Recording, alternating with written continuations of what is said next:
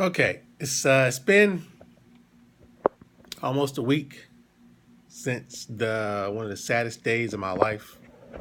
Of course, I'm talking about the Falcons' loss, historic, epic loss in Super Bowl 51.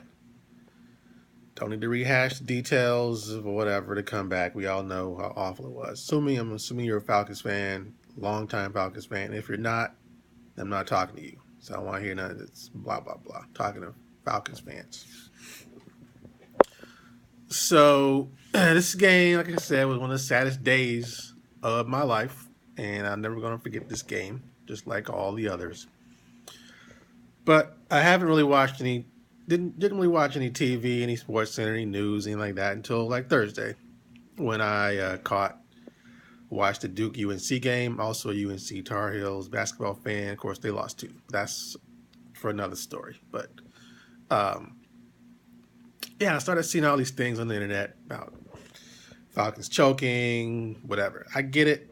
Definitely a appropriate way to describe what happened. They choked.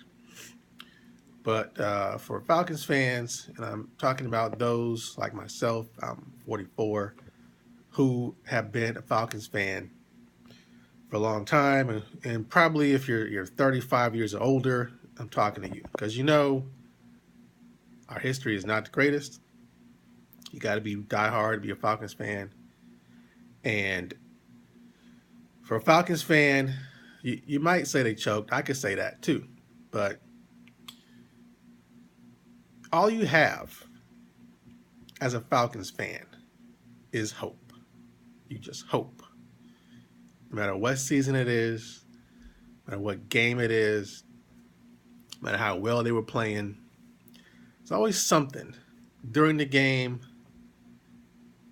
during the season, that just takes your hope and just crumples it up like a piece of paper and just tosses it in your face. And that's what happened in this game. Tell you a little story. I'm sitting there watching the game on the couch. I don't go to parties to watch Super Bowl games, especially not this one. Falcons fan. I'm not going to a party. I'm at my house, sitting on the couch with my wife, and I'm feeling pretty comfortable. But again, I have hope. I don't celebrate. I'm just waiting for the game to finish before I say anything. Yeah, I have my highs and lows. I cheer when the Falcons do something great. Pick six. Yeah, I love it. All of that. My brother-in-law calls. He's not a Falcons fan. I think he's either a Cowboys fan or 49ers fan. That doesn't fucking matter. He's not a Falcons fan. And my wife answers the phone. It's on speakerphone. And he says, yo, you guys about to get one. This time it's like third quarter. It's like 28-3 still. So most people in the world, oh, Falcons going to win. Not me. I'm sitting there. Nope. So he calls, yeah, you guys going to win. Finally going to get one. And I said, nope. A real Falcons fan does not celebrate any game until the clock says zero. Because Charlie Brown and the football and Lucy is going to get taken away from us no matter what game it is. It happens all the time within games. So I didn't do that. So my wife hung up on him.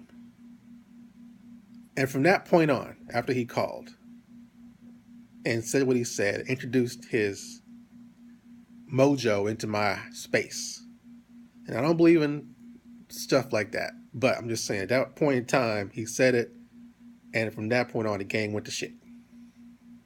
And we lost. Why did we lose this game? I think certainly the Patriots knew they were losing or were about to lose. They started, onside kicks way into the game before the game was over. Trick plays with Edelman, and they do that stuff, but they knew it.